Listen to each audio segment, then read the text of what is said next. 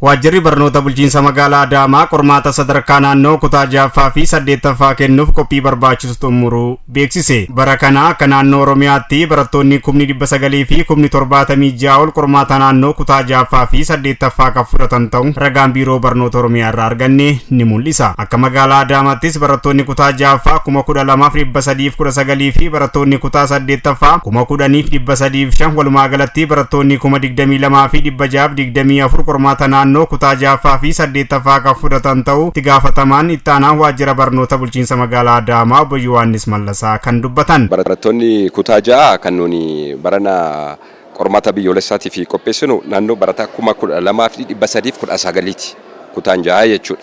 Walumaa galatti manneen barnootaa qabnu magaalaa Adaamaa keessatti qorumsa kan fudhatan kan kutaa 8 immoo 10305 ijoollee kana qorumsa biyyoolessaatiif qopheessaa jirra jechuudha. Manneen barnootaa hunda keessatti waggaa guutuu qophiin gaan taasifamaa turuu kan dubbatan obbo Yohaannis manneen barnootaas barattoota isaanii guutumatti qopheessaa turuu kaasan. Baranaa mana barnootaa 477 magaalaa Adaamaa keessatti argaman keessatti baruuf barsiisuun naannoo barattoota 209 oliitiin gaggeeffamaa jira jechuudha.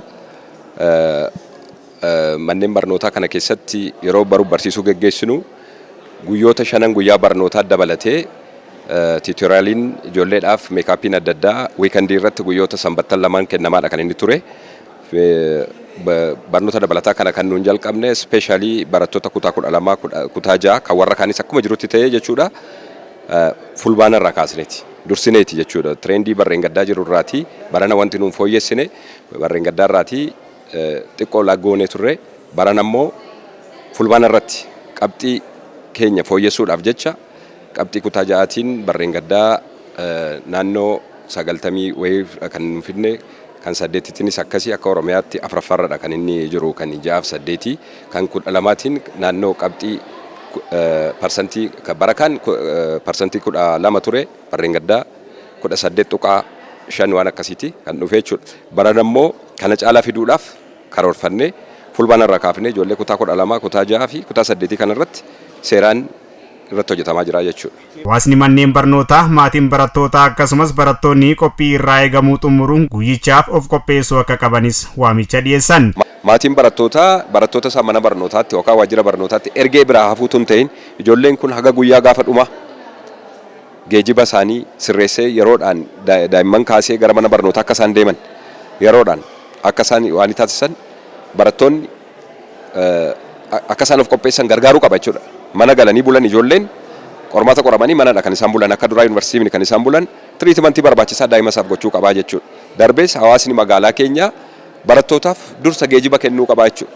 Geejiba yeroo deeman barattoonni kun akka isaan qormaata deeman kan guyyaa kan 6 irrattis kan 8 irrattis naashinaal egzaamii yeroo tokkotti guutuu biyyaa irratti gaggeeffama waan ta'eef sa'aatiidhaan akka qormaata daree miti garaagarummaan qabu jechuudha manneen barnootaa irratti. Kanaaf hawaasi keenya yeroo barattoonni keenya qormaataaf socho'an guutuu magaalichaa keessatti dursee barataadhaaf dursa geejibaa akka inni kennu asuma waamicha koo dabarsaaf. Barattoonni kutaa 6ffaa fi 8ffaa qormaataafis of qopheessaa jiraachuu yaada isaanii ABS'if himan. Qormaata guddaa kana waan qoramnuuf qophii guddaa nuuf taasisaa jiru.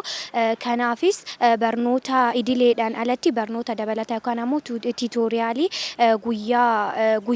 guyyaa murteessanii nuuf kennaa kan jiranidha. Akkasumas ammoo kana malees barsiisonnis waan nu hin galle nu gaafachaa akkasumas ammoo nu cina dhaabbachaa kan turanidha jechuudha.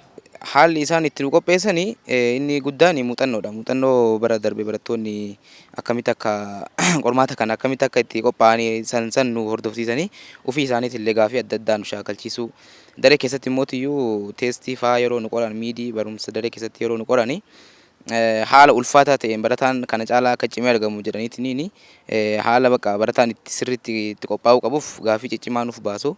Akkasumas shiittilee adda addaa kan bara 2017 kan barattoota kutaa 8 irraa hafee sansanis nu shaakalchiisu yeroo tiitooris bakka wiixata hanga qidaameetti nu barsiisu irra caalaatti immoo tiitoorii irratti waan guyyaa wiixata hanga jimaata barannu san sammaraayis godhanii nu barsiisaa turanis. Barsiisonnis gama isaaniitiin qormaata kutaa 6ffaa fi 8ffaa barattoota qopheessaa jiraachuus himanii jiru.